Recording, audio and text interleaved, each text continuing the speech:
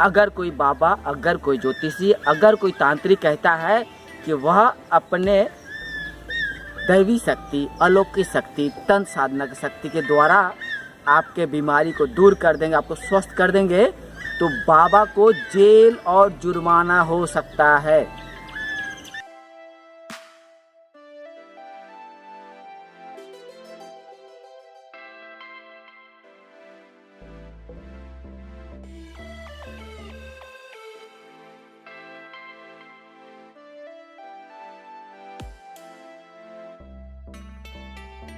यानी अगर कोई बाबा, अगर कोई तांत्रिक, अगर कोई ज्योतिषी यह दावा करता है कि उनके पास दैवी शक्ति है, तो उन्हें जेल और जुर्माना होगा।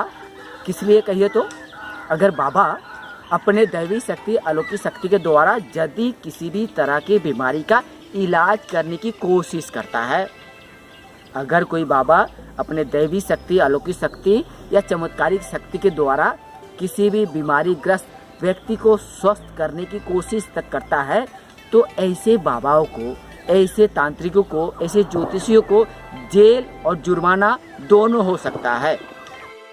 दो बाबाओं की जिनकी बड़ी चर्चाएं हैं, लेकिन इस बार दूसरी वजहों से बागेश्वर धाम वाले बाबा और कुबरेश्वर धाम वाले पंडित दोनों के अपने परिवार के लोग पुलिस जांच के घेरे में हैं।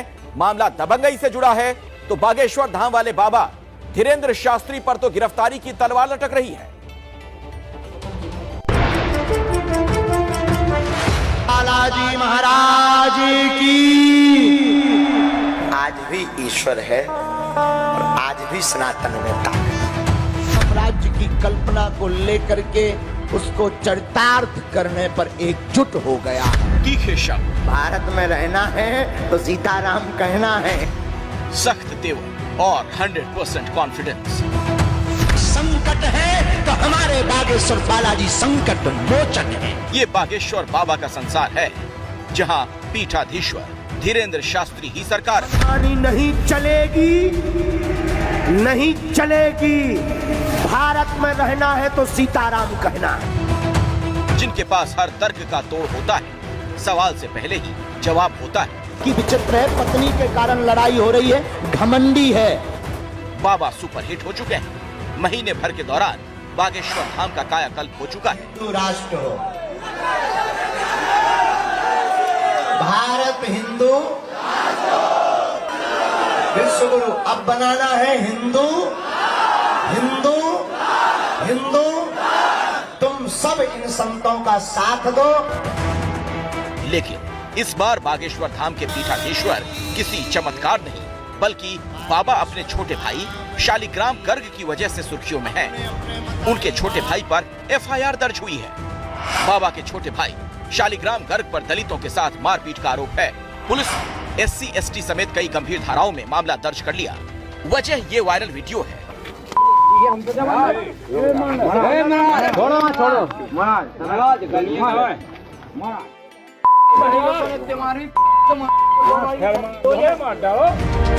गढ़ा गांव में 11 फरवरी को एक शादी समारोह हो रहा था। आरोप यह है कि आधी रात को पंडित धीरेंद्र कृष्ण का भाई शालिग्राम समारोह में पहुंचा।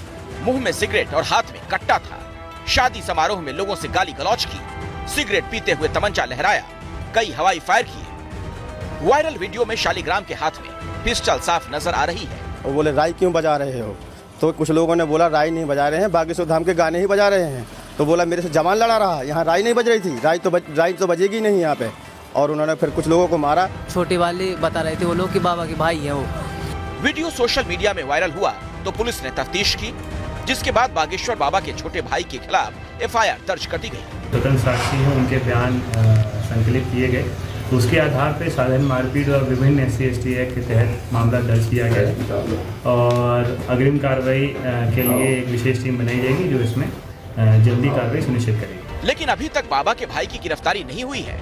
इस बीच दलित संगठनों ने गिरफ्तारी के लिए मोर्चा खोल दिया। भीम आर्मी के चीफ चंद्रशेखर आजाद ने ट्वीट किया, संविधान और कानून को किसी पाखंडी के दरवाजे पर ठिठकना नहीं चाहिए।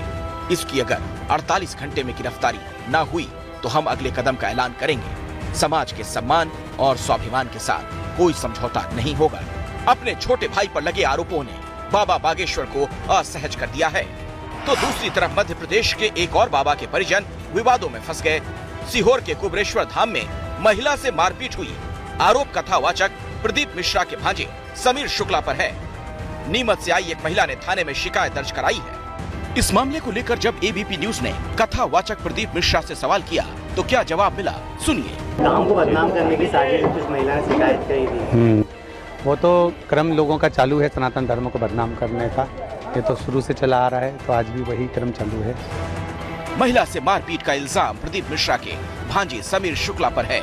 समीर शुक्ला से मामले को लेकर सवाल पूछा गया तो मीडिया कर्मियों से अभद्रता करने से भी बाज नहीं आए। क्यों? मैं क्यों बोलूं? उधर बुलवा देंगे ना हम। नहीं बोलने बोल दिया। हम बोले जांच करवाना, तू तो तेरी मीडिया जांच करवा। ये दोनों बाबा महाशिवरात्रि पर भव्य समारोहों के लिए भारी चर्चा में आए थे, लेकिन इस बार दोनों बाबा अपने पारिवारिक सदस्यों की हरकत की वजह से विवादों में हैं। भोपाल से ब्रजेश राजपूत की रिपोर्ट। संत भगवान की, बागेश्वर धाम की।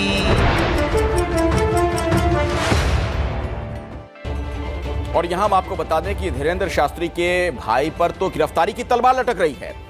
इनसाइड स्टोरी समझते हमारे सहयोगी ब्रजेश राजपूत हमारे साथ जुड़ गए हैं।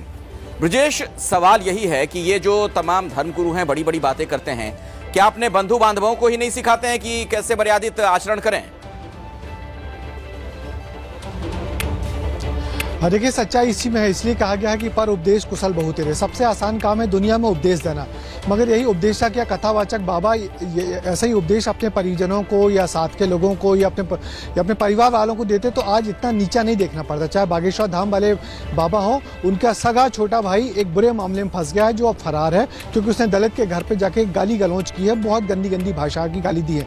और दूसरी तरफ जो कुबरेश्वर धाम के जो प्रदीप मिश्रा जी हैं, उन पर जो उनके भांजे पे आरोप लगाया गया, उसको जब उससे बात की गई हमारे संवाददाता नितिन ठाकुर ने, तो उसने भी बदतमीजी की। यानी कि कहने की बात यही है कि ये तमाम लोग जो बड़े बड़े कथावाचक अचानक इतने बड़े हो गए हैं, तो इनकी जो सत्ता का जो मद है, जो घमंड है, वो इनके परिजनों पे देखा जा रहा है। चाहे वो बागेश्वर धाम के बाबा का छोटा भाई हो, चाहे ये कुबरेश्वर धाम के बाबा का भांजा हो, एकदम मद और घमंड से भरे हुए लोग हैं, किसी को कुछ नहीं समझ है। यही बात है कि लगातार ऐसी मामले सामने आ रहे हैं कि बुरे मामलों के चलते ये खबरों में। चलिए, बहुत बहुत धन्यवाद ब्रजेश इस जानकारी के लिए आपका। यानी अगर कोई बाबा, अगर कोई ज्योतिषी, अगर कोई तांत्रिक कहे कि मेरे पास दैवी शक्ति है, अलौकिक शक्ति है, मैं अपने अलौकिक दैवी शक्ति के द्वारा आपको स्वस्थ कर दूंगा, आपको बीमारी से मुक्त कर दूंगा, तो ऐसे बाबा को जेल और जुर्माना हो सकता है। इसके लिए हमारे देश में बहुत सारे कानून बने हुए हैं। आपको जानकारी लिए कह दूं, the drugs and magic act 1940, the drugs and magic remedies act 1954, IPC 420, consumer protection act जैसे बहुत सारे कानून है, जिसमें स्पष्ट रूप से कहा गया है दैवी शक्ति, अलौकिक शक्ति, चमत्कारी शक्ति के द्वारा किसी भी बीमारी का इलाज करना कानूनन अपराध है।